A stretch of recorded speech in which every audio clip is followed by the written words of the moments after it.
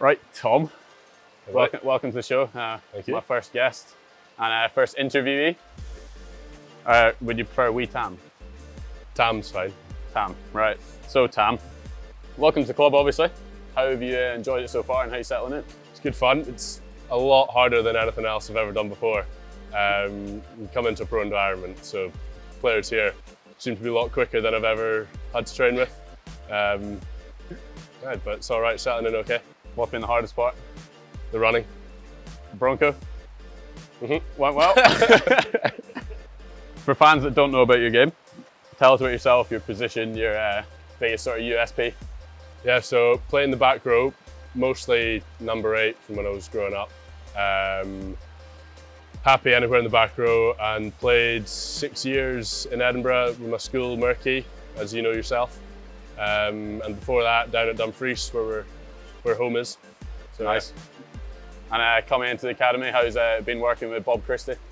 Yeah, it's good. I've spoken to Bob for a while now. From my last 2 years at school, I was in contact with him. So it was quite easy coming in. I mean, I've had a couple of experiences coming in for a taste of it before, but now kind of thrown in the deep end and raring to go now.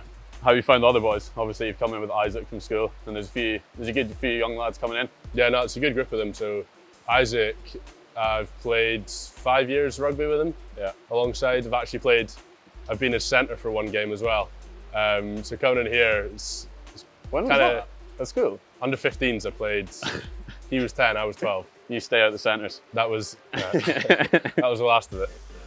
Yeah, no, it's good coming in with him because I mean I've played rugby with him for so long, so I'd like to think there's that bit of connection in a touch game. Yeah, and obviously who are you living with at the moment?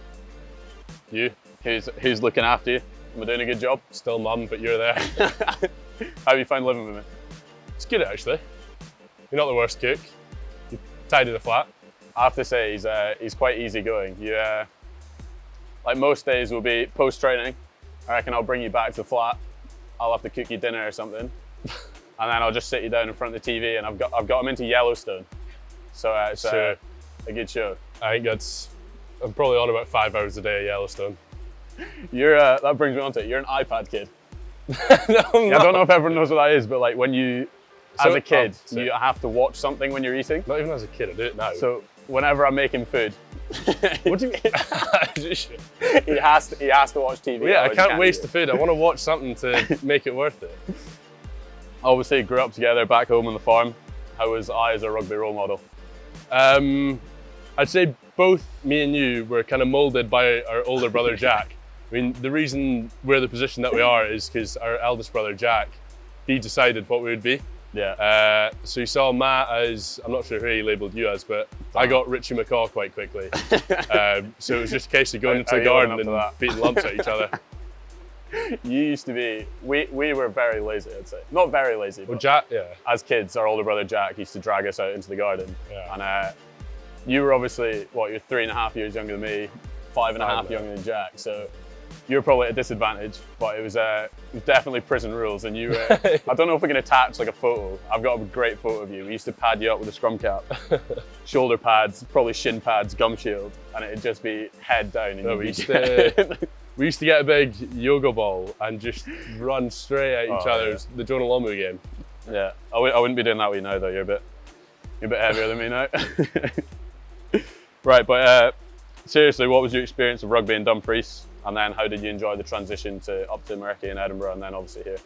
Yeah, so started off at Dumfries, it was just kind of like, you guys were already there, Dad had played there, Dad was coaching there, so it was kind of like expected that I'd just go along and play a bit of rugby, get away from the garden. So yeah, Dad coached me for maybe 1 year. I know he coached you for a couple.